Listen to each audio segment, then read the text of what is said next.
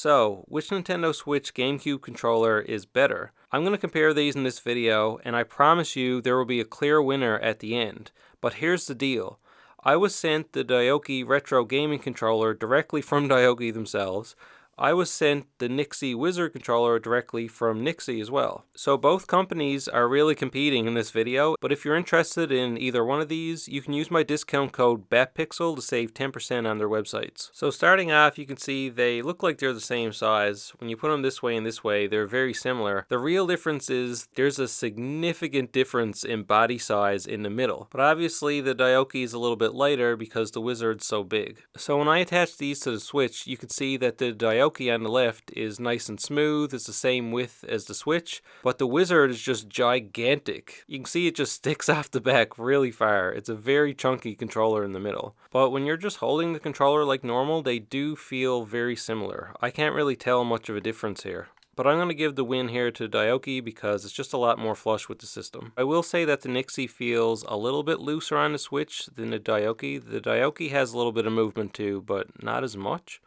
Now let's talk button designs because there are some significant differences here. I think the most important one to start with is the joysticks because there's some very big differences between these. Now you may have noticed there's like an octagon shape on these, and you're kind of stuck with that on the DOYOKYs because that's just the design of the controller and that's it. The NYXI Wizard has the same design here, but you can replace these, and you can see that there's lines here with a little dot on the plastic. So for example, if I twist this to the left, I can put these lines at like a 45-degree angle, and then I can just haul up on the joystick and I can remove this, and I can replace it with an accessory that comes with the controller to give you a circle joystick. The hole for the joystick fits on this plastic piece right here, and another thing you'll want to do is there's clips here, so you want to line these clips up with the top and the bottom of this hole, so just line those up and get the clips in. And you can see when you put the clips in the top and the bottom, you're at that 45-degree angle. So just twist it back in place and you're locked in. So you can see I have more of a range of motion here. But there is more to the DOYOKY joysticks than meets the eye. You might have noticed this little yellow stick is like the little nub version, but the DOYOKY controller comes with joystick caps. So you can change these out. You can actually just pop this right off and then pop on the other one, and now your joysticks are the same. And hilariously enough, you can make little nub joysticks on both sides. Or you can put on these more modern style joysticks just like the NYXI Wizard, except for these attachments it makes the joysticks a lot taller, which just kind of gives you another dimension to use these. They both have Hall effect joysticks, so you won't get any stick drift with either of these controllers. Even though they both come with cool accessories, I'm gonna have to give the joystick win to the NYXI Wizard just because having this range of motion option with the circle versus the octagon is a lot more important for a gamer rather than having different joystick caps. So let's talk about the buttons because there's way more difference in those than you think there is. So on the DOYOKY, the A and B, Y, X buttons are like a traditional GameCube controller. These buttons are really high. There's a rubber membrane beneath them and they just feel like normal standard buttons. But the Wizard buttons are a little bit different. You can see that they're not as high. They're very sleek. You can roll your thumb around these a lot easier, and they have a similar feel, just that rubber membrane button,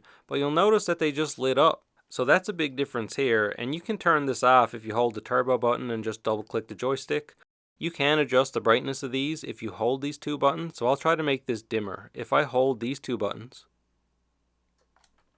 you can see I let go as soon as it restarted, and these are noticeably dimmer now. But if I want to make it brighter, I can just hold down these buttons again and it'll reset. And when the buttons get really bright, you can just let go, and that's it. So when it comes to these face buttons, unless you're a very huge fan of the traditional GameCube style, I would say that these sleeker ones are better just because it's more modern and you can move your thumb around easier. Now let's talk about this D-pad because I personally think that the D-pad on the Wizard is horrible. Yes, it works just fine. The buttons react great.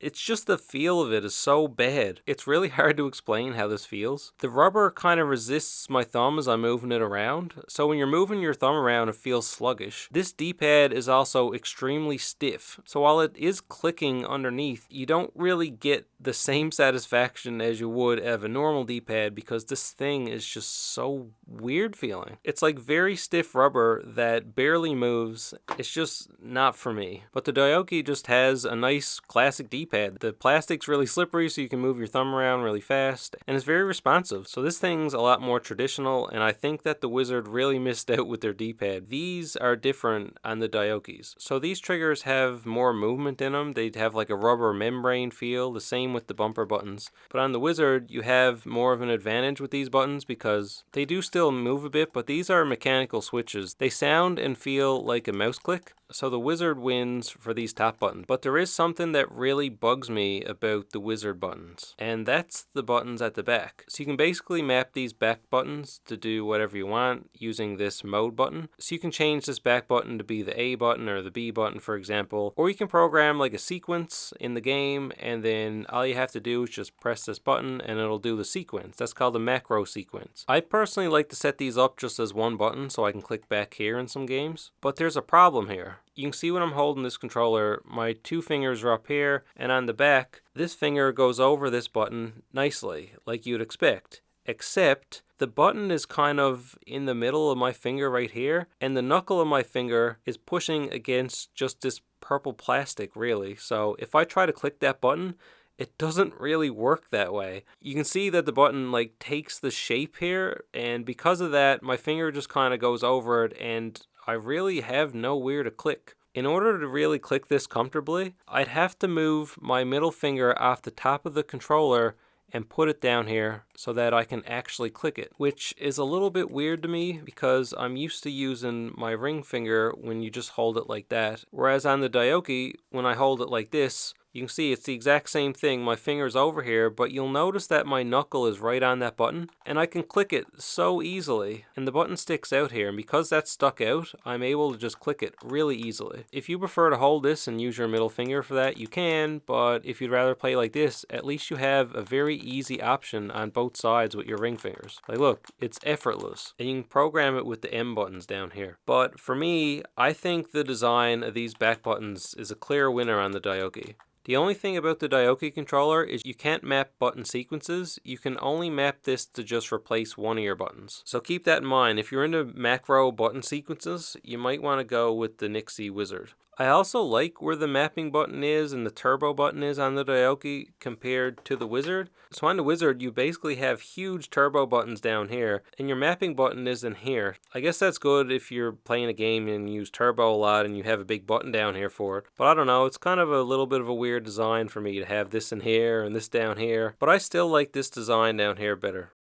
But there is an advantage with this controller when it comes to the mapping button and the turbo button, and it's these indicator lights up here. So these two lights are usually white if you have nothing programmed, but if I want to make A turbo, now it's blue. And when I use A for turbo, you can see that it turns blue and it blinks a bunch of time if I'm holding A down because it's doing that rapid fire. The same thing goes with the mappable button. If I want to map A to be the back button, now you can see that was just set. So it's nice having indicator lights up here just so you know what you've done with the controller.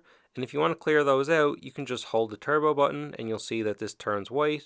And then if I want to hold the mapping button, you'll see that that turns white as well. So I just reset this controller, and I know that I did that. But on the DOYOKY, you don't have those lights up top, so you don't really know what you've done with the controller unless you're testing it out. These are both connected to my Switch right now. One is player 1 and one is player 2. Now if you look at the NYXI Wizard, you can't really tell. It has indicator lights for the turbo buttons and the mapping buttons, but it doesn't really tell you which it is. But the DOYOKY has an indicator light in the middle, and you can see that it's player 2 because there's two lights lit up. So that's kind of nice that you can tell which controller is which player on the DOYOKY. The middle piece on both of these controllers charge both sides, which is really nice. And the DOYOKY on the left shows you both sides are charging. The Wizard shows you as well, but it's on the top. I think I'd rather just see how the charging's going on the front like the DOYOKY.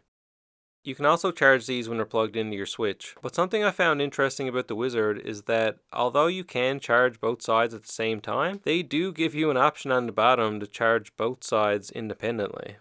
One advantage the Wizard has is color options, so you can get black, gray, purple. They also have the spice orange color. If you look at the DOYOKY options, you have the purple, the black, and the gray. So the NYXI Wizard has more color options, but it is more expensive. You can see that it's ranging from like $65.99 on sale up to $70 and $75. but the DOYOKY only costs $64.99, and it doesn't matter which color you choose, it'll be the same price. Now the price isn't a huge difference, it will vary depending on what sales they have on, but the DOYOKY is generally the cheaper option. But like I said, use my discount code BATPIXEL to get 10% off either one of these controllers. So, the question was, which one is better? And if I were to choose between these two, I would go with the DOYOKY. And the reason I like this one better is because I find the buttons are better, and that's the main purpose of the controller. The D-pad's a lot better, these buttons at the back are very usable, whereas on the Wizard, I really struggle to use those, and the D-pad on this is just absolutely horrible. And the body's just so gigantic when I have it hooked up to the Switch. It's just so bulky. So I can't really go with this one. I will give them props for making the buttons more modern and giving you more features like macro sequences, light up buttons, and the ability to switch the joystick caps out to a circle versus an octagon shape might be the reason you'll want to buy one of these. I think just practically, I would choose this over the other one any day. And if you found this video helpful, hit the like button below. And if you're new to the channel, subscribe to BatPixel, and I'll see you in the next one.